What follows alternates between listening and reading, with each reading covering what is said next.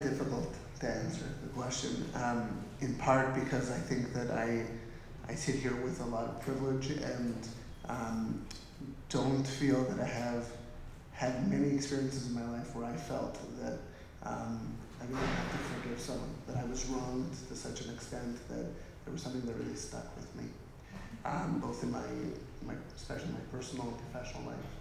That's how I feel.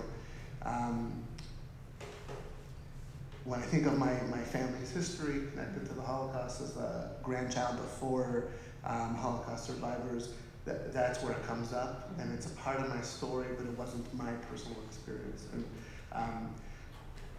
And that, coupled with the fact that for me, so much of this is about the act of repentance, the other side of the equation. My focus is really on how can I take my energy and use it better, and the shame that I feel that for me comes up a lot, and how that transforms me. And so for me, the act of tshuva, going through that process, changes who I am in the world.